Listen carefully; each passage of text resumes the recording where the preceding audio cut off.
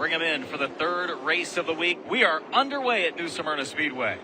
Connor Jones with the jump as we race off into turns 1 and 2. Let's see what Nolan does. Can he keep that momentum through turns 1 and 2 as we're stacking them up here on the front stretch? Down the back straightaway, they race to a yellow flag as we have the 45 car stopped here on our screen, pulling away from the scene. One of our 28 competitors as well. That is Roger Maynor. Yep, Roger Maynor. Tony Breidinger there in the 80.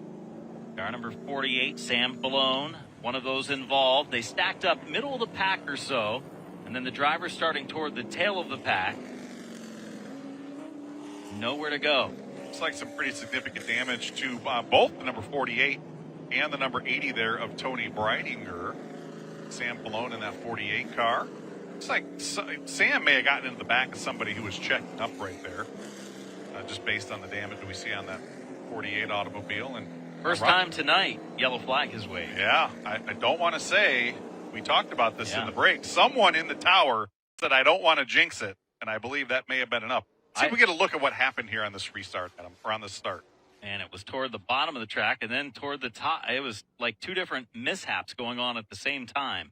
Let's take one more look. It looked like there was a car that was off the pace and tried to get out of the way. There was some contact down there. I believe that was the 28 car of Roger Maynor. No, there's where Maynor got involved right there. Well, very similarly painted cars right there. But somebody was off the pace. Somebody else tried to make an evasive move. That's where Sam Fullone and Tony Breidinger looks like they got caught up. And Maynor just kind of locked it down and tried to avoid any further contact.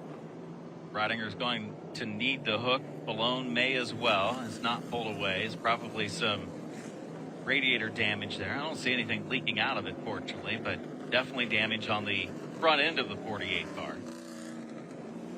Of course, Sam, a veteran of the former USAR Hooters Pro Cup Series, climbing out of that automobile, so you can call it a night. Tony Breidinger also out of that number 80 car as well. Not extremely heavy damage, this car. It looks like mostly cosmetic. And really, even Breidinger's car doesn't look to be all that badly damaged, but definitely sustained some damage to the front end of the race car.